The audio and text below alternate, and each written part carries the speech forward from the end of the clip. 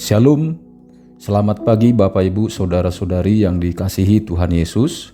Bertemu kembali dalam program Renungan Harian 4M Sinode GKO Sabtu 14 Juni 2025. Sebelum kita membaca dan merenungkan firman Tuhan, saya mengajak kita berdoa lebih dahulu. Mari kita berdoa. Bapa kami yang di sorga, yang di dalam Yesus Kristus telah menganugerahkan segala berkat rohani di dalam surga kepada kami sampai saat ini. Kami datang ke hadapan-Mu mengucap syukur dan berterima kasih atas kasih setia-Mu yang memelihara dan memberkati kami. Sebagai wujud syukur kami juga, kami mau membaca dan merenungkan sabda-Mu. Tolong kami supaya memahami kehendak-Mu dari sabda-Mu yang kami baca dan dengar.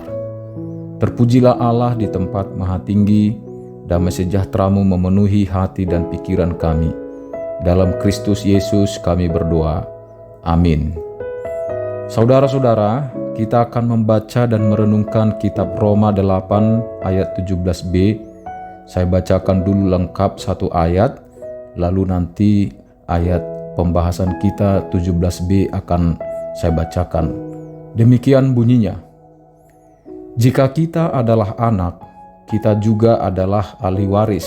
Maksudnya, orang-orang yang berhak menerima janji-janji Allah yang akan menerimanya bersama Kristus, yaitu jika kita menderita bersama Dia, supaya kita juga dipermuliakan bersama Dia. Yang akan kita pelajari 17b adalah jika kita menderita bersama Dia, supaya kita juga dipermuliakan bersama Dia. Demikianlah sabda Tuhan. Judul renungan kita adalah menderita dan dimuliakan bersama Kristus.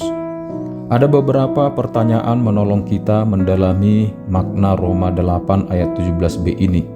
1. Apa yang dimaksud Paulus dengan menderita bersama-sama dengan Kristus? Jawabannya, penderitaan dalam konteks ini bukan penderitaan karena dosa atau akibat kesalahan pribadi, tetapi penderitaan karena kesetiaan kepada Kristus, karena hidup dalam kebenaran dan menolak dunia. Itulah arti menderita bersama Kristus. 2. Bagaimana kaitan antara penderitaan dan pemuliaan menurut Roma 8 ayat 17 ini? Jawabannya, penderitaan adalah jalan menuju kemuliaan. Penderitaan bukan akhir, melainkan proses yang membawa kita kepada kemuliaan kekal bersama Kristus. Dimuliakan bersama Kristus bukan sekedar masuk surga, tetapi juga mengambil bagian dalam kemuliaan Kristus yang bangkit dan memerintah. Paulus menegaskan bahwa penderitaan sekarang tidak sebanding dengan kemuliaan yang akan datang. Artinya kemuliaan surgawi akan sepenuhnya melampaui penderitaan yang kita alami sekarang. Saudara-saudara, sebagai refleksi bagi kita, bagaimana pengharapan akan dimuliakan bersama Kristus mengubah cara kita menghadapi penderitaan. Saudara-saudara, mungkin saudara pernah mengalami penderitaan karena iman kepada Kristus. Misalnya, ditolak, difitnah, dikucilkan, atau beberapa rekan mengejek dengan mengatakan, "Sok suci lu." Jujur pasti merasa sedih, tapi kita tahu kita harus taat kepada Tuhan. Pertanyaannya, ketika dalam penderitaan itu, apakah saudara merasa lebih dekat atau jauh dari Tuhan? Mungkin awalnya ketika menderita kita merasa jauh karena tidak mengerti mengapa Tuhan izinkan itu terjadi. Tetapi, kalau kita tetap tekun berdoa dan merenungkan firman Tuhan, kita akan mulai mengerti bahwa penderitaan itu membuat kita semakin bergantung pada Tuhan, dan akhirnya kita merasa lebih dekat dengannya.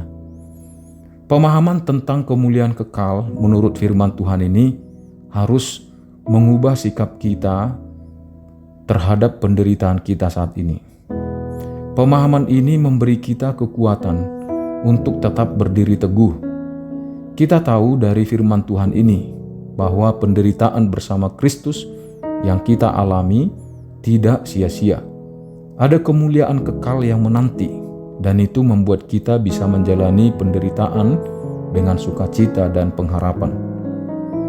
Penderitaan itu sebagai identitas kita, anak-anak Allah, tanda pengenalan bahwa kita adalah milik Kristus. Yesus sendiri berkata di dalam Matius 16 ayat 24, "Jika seseorang mau menjadi pengikutku, ia harus menyangkal dirinya, memikul salibnya, dan mengikut aku." Penderitaan dapat menjadi sarana persekutuan dengan Kristus, karena dalam penderitaan kita mengenal Kristus lebih dalam. Kita masuk ke dalam kesatuan eksistensial dengan Kristus, bukan hanya dalam kemenangannya, tetapi juga dalam salibnya.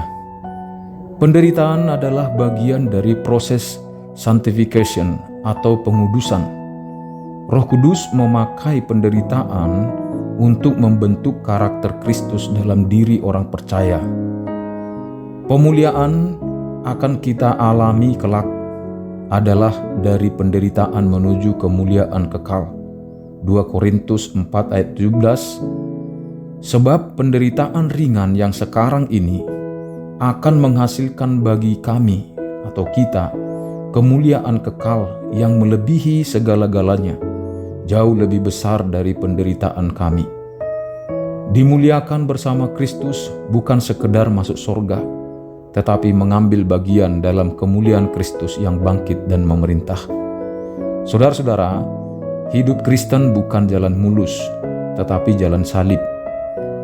Jangan terjebak dalam Injil kemakmuran atau teologi kemenangan instan. Orang percaya sejati akan mengalami penderitaan karena hidup dalam kebenaran. Jangan takut menderita bagi Kristus atau bersama Kristus. Kita tidak sendirian dalam penderitaan. Kristus telah lebih dahulu menderita. Roh Kudus pasti memberi penghiburan dan kekuatan untuk bertahan. Mari pandang penderitaan dengan perspektif kekekalan. Roma 8 ayat 18. "Sebab aku yakin bahwa penderitaan zaman sekarang ini tidak dapat dibandingkan dengan kemuliaan yang akan dinyatakan kepada kita." Pengharapan akan pemuliaan memampukan kita menanggung penderitaan dengan iman. Demikian renungan firman Tuhan. Mari kita berdoa.